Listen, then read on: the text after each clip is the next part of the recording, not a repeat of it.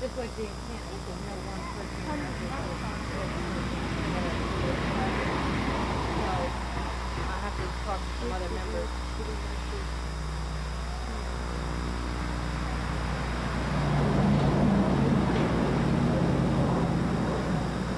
Okay. Well, we'll talk. Right. See, the only thing that gets complicated for us is that we just negotiated a contract with a group called Women Make Movies. And they're going to be distributing our tape along with the tape streaming comics. I know it's the same thing as doing in music. We don't want to go to a couple of records. It's just that we don't want to violate the terms of this contract, but I don't know exactly what the terms of the contract are. I believe we retain the right to distribute on like a local basis. Susan! You want to do it now? Okay. That calls us up. We get uptight so we loving other women. Report light is 9 here. Oh, what am I doing? What I do? She's so beautiful. Yeah.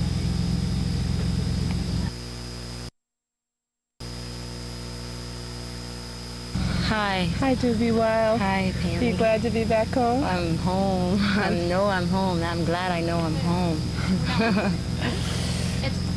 Okay, now it's off, right? It's rolling. It's on opposite. Still need to accept that breakup thing. Yeah, it's on opposite bar. It doesn't work any other way. Damn, poke my fire points. See you Friday, no more arrests? Okay. P.S. I want to be in your future. Okay. Doobie Wild, hi. Hi, Pam. I'm glad you're back at Peace Camp. You've just spent 15 days in jail. You're one of 7 women from the Peace Camp who have gone to jail this summer, and you're the first woman to be released. And I'll tell you, I'm really glad that you decided that this is where you wanted to come. Yeah. Instead of home or to a spot you might feel more familiar, but that this feels like a comfortable enough place to come after jail. It's pretty different, you know. I think that's the hard thing because none of the women that I was, we didn't really spend a lot of time talking about the Peace Camp, you know, and they didn't have a sense of where I would be going when I got out. So, and it's pretty different. You know, there's no touch in there. There's no. I mean, sometimes you would just make a choice to go into your cell, just to make a choice. You know, like they'd say, "I'm closing cell." Wait, and go running down to my cell to lay down inside and be locked in, but just to make a choice. You know. So I feel so appreciative. I think, you know, being a Amazon Jewish dyke in jail, and then coming back here and being a woman that has been in jail and spreading that kind of work around, that's been, both sides are pretty special, you know. Yeah. To come back and talk, and people want to know what's going on. And Well, we both got arrested for doing civil disobedience twice this year. The first day it was on opening weekend, and we came together as an affinity group of witch-identified women, and we had a beautiful ceremony, got arrested in bars, and then on Hiroshima Day, we went in as second offenders after knowing that 2 women had been sent to jail a week beforehand. Right, we knew that. We knew, so that makes us a little crazy. little crazy. But very different from last year. Yeah. Because last year there were no jail sentences at all, and in fact, the standard punishment was 3 months probation. So yeah, it was a different feeling going into jail. I know. Into the Depot under those circumstances. And those circumstances, I think, are into the peace camp movement now, don't you? I do, because I think we have to start to give us jail time, and it should change the way we do CD, you know. In some ways, going over as one person. And I think I was really fortunate to be in jail alone in a way, because I just got to be myself, and I wasn't attached to any other person that I came in there with, and the 8 women that I lived with and bead with, you know. In jail? In jail, just knew me as Du, and they didn't know me as the other woman from the peace camp or one of the, you know, I was just Du, and I mean, I had a lot of fun connecting with those women as just Du, and as Du as a feminist, and Du as a white feminist, and Du as a crazy, you know, I was pretty crazy around there. You have to be to stay positive, you know. And I think being in jail, you know, we bring something really powerful into that system when we come in as radical Amazons, you know, that they're not going to forget the women that come in from the peace movement. And that's pretty important too, you know, you reach as many people as you can. Like going into the depot the second time, we did it to reconnect in a lot of ways. For me, it was, you know, I wanted to go back in and see that we goofed around with, and, you know, that I goofed around with the first time, being so light and being so communicative, you know. That was one funny thing about going in twice in such a short period of time, because what was it, about 3 weeks? Yeah. 3 weeks? They knew us all. The exact same guys were there. And we had such incredibly strange personalities the first time we were in jail, because I sang the whole time. Listen, listen to my heart song. Listen, listen, listen to my heart song. I will never forget you. I will never forsake you. I will never forget Lying on your you. back. And I felt for myself that if I could just sing that song the whole time I was in jail, that the people at jail would grow to understand the meaning of the words more and more and more. And it is through the repetition of our songs and our messages that people understand. But it was really funny, the contrast between us, you and I. I was completely in your song, and I was completely song. Open and talking and being crazy, you know. You and I was like that in jail too after the first few days, and when I got that I was there, then it was easy to come back and just be crazy again. Well, it was like you were at a ballpark or at a bowling alley, and you were talking to these guys, and you weren't at all inhibited that a chicken wire fence came between the two of us, between you and the guards. So what do you think we accomplished as far as the message we tried to present? What was our motivation in going back to speak to those guards? I think to make sure they remembered us, really. Make sure we were serious. To let them know that this mattered enough to us that we would risk the jail. You know, like I'm tempted to go back in now and say, hey, I did 15 days, you know, I'm back, you know. But I think it does serve a purpose to get in, you know, I wouldn't choose to do jail time, but it does serve a real purpose, and the kind of interconnectedness that you begin to see with everything, seeing life in jail, life in the nuclear world. It's all real the same stuff, and I think it makes a difference that we show up in there and be ourselves, and especially to be with women, you know, and say, hey, look at how I live, you know. Think about, you know, I came back here and, you know, all I get is hugs, and people want to know how I'm doing, and they don't get visits, you know, people don't even go see them, you know, no one puts money in for them. So I think it can be inspiration. Those women were ready to break the chains, you know, that I was in there with. What chains? Like the patriarchal chains? Yeah. And you think that we go in as women who are so inspired by the peace movement, and of course we radiate this sense of freedom because we come into jail with such a strong belief behind us, and they see that compared to the guilt that they've been led to believe is the reason or the why helplessness, you know, the helplessness of, you know, we make a choice to do that kind of work, you know, and their choices are a lot different. They're there for a lot more things that I would have to say, you know, are not within all of their control. You know, I know we have some control, but you know, we can make a choice to do jail time. You know, women said, I'm not going to take probation. I'm not going to, you know, I'm not going to pay a fine. I'm going to go to jail. And people, women in jail would think that was crazy. But you said that you wouldn't accept the terms of probation, meaning that you would indeed stay away from the Seneca Army depot for the length of time on which we were on probation, which is such a truthful thing to say. Yeah, I know, and then I go in jail anyway. Yeah, it's ludicrous to think to say that you're not going to be at the Army depot if you've made all these changes in your life. And the peace camp movement right next to the Army depot at which we're focusing. So that was funny because I did accept probation. And it was real clear to me right from the very beginning that that was not the political statement I was free to make at this time, because of the fact that I'm a mother of a 7-year-old daughter. And I think that,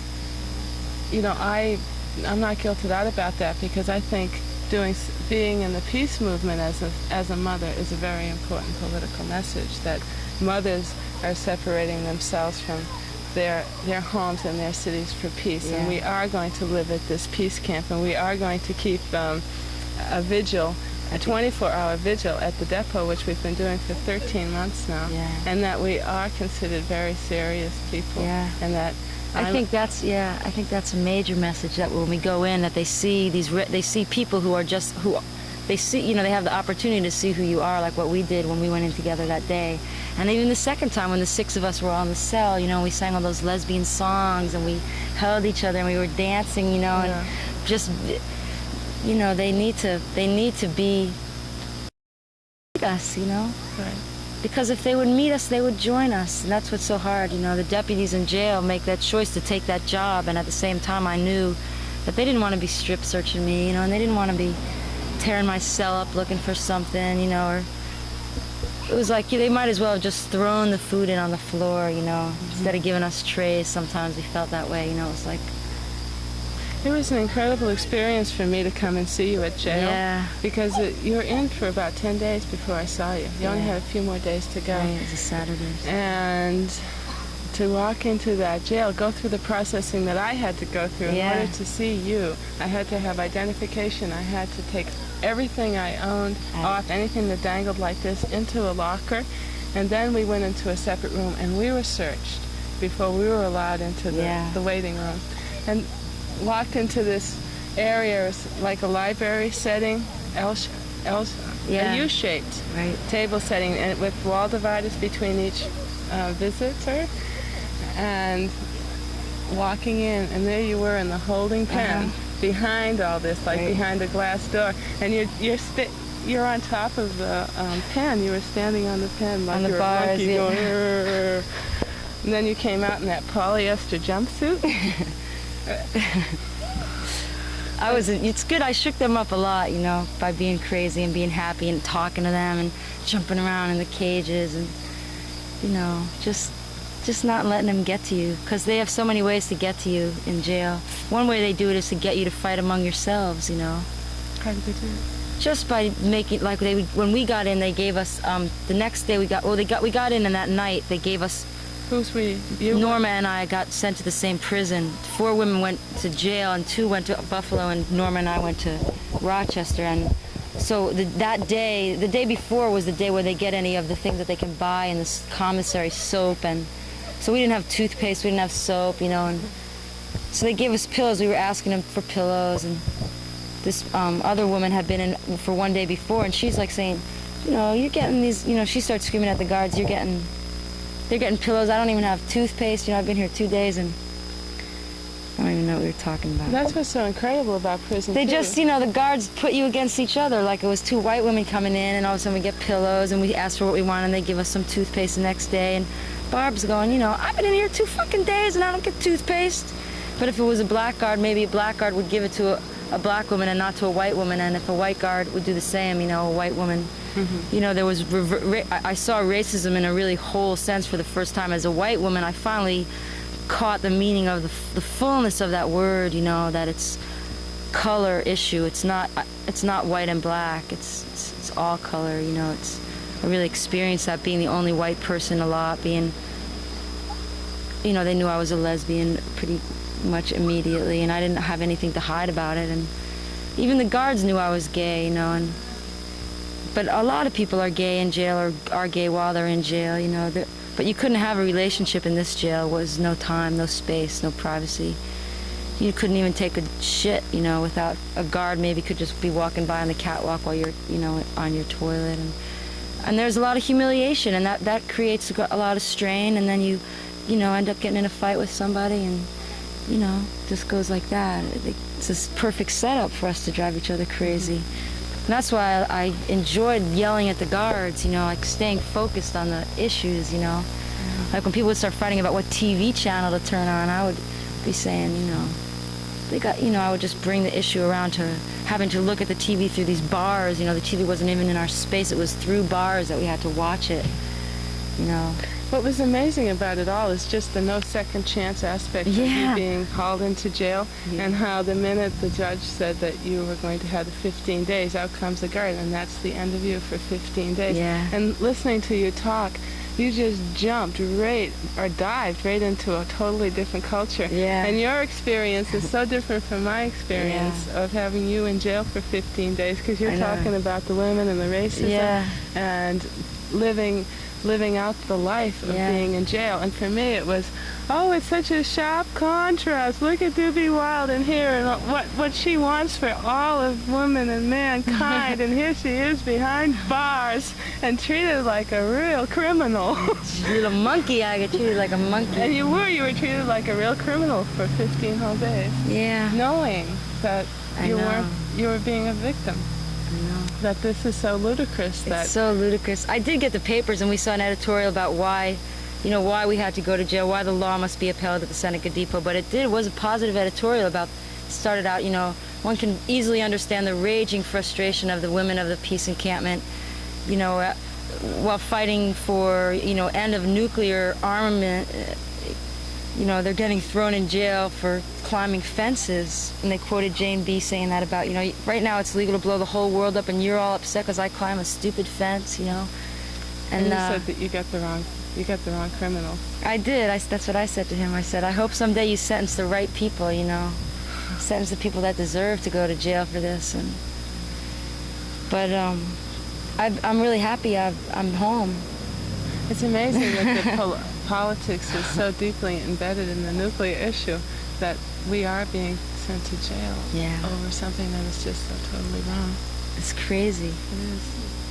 But I'll tell you, one thing that you knew when you went into jail was that our peace encampment was having trouble supporting the two women who were in jail before you. Yeah. And not that should have discouraged you from going to jail, but you sure had a pretty good idea that your support would be somewhat of a shambles, right?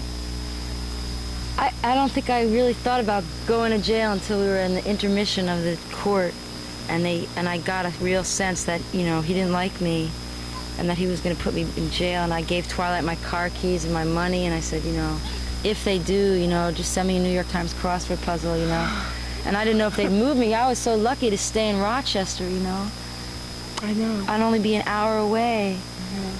But if I was with them, I would have been with them, so that would have made up for the no connection. I mean, not making a phone call, you know, I didn't make one phone call, except for the very first one. And yet, you know, what was I going to say? About support. Oh, yeah. But it's such a totally different experience than anything that you or I have ever experienced before, going to jail and being treated as a single criminal, as opposed to being with your affinity the whole time and going through that whole process together. I imagine you must have felt extremely vulnerable. I don't remember feeling, I remember, you know,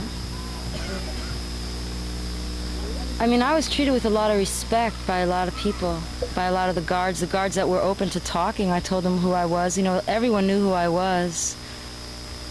I met almost all the women guards that work on the women's circuit, you know, and connected with them all in one way or another. I connected with 8 women that I lived with. I played gym with, you know, a lot of the women in the women's section. So I met, I don't know, I probably met like 50 people. And I have a lot of feelings about doing CD in small groups. You know, I feel like I've put that out before, and about support. I feel like my experiences with Livermore and big actions of women, you know, have taught me a lot. So this was pretty different. to choose to go a second time knowing that I might do jail time when I come from, actions where 70 women have gone in together and remained in solidarity the whole time and having the sentences dropped, the charges dropped. And I think we need to go back to that. Now that they're starting to sentence us, we need to go and be with 200 women. And then they won't know what to do with us. One woman, I could have disappeared, or anyone could disappear. So I guess that's about, we have to look at the justice system, and we have to remember to examine the justice system in our peace work, because it's all connected, and the church and the, propaganda, it's all connected. I think I learned that the most, that we have to find the place we fit in the best as far as our work goes, but it's good to have people that come back and can say, this is where it was, this is where I was, and don't forget these women, don't forget any of these people in jail. And the jail is the pit of the patriarchy. It's the ultimate punishment in this country, to be in a county nonsense jail with nothing to do but letters and food that you can't look forward to, and noise, constant, it's a very, very crazy place. You can't stay healthy there. So I came out lucky, I'm lucky. I know I'm lucky. And you came back to the peace camp. And I went to peace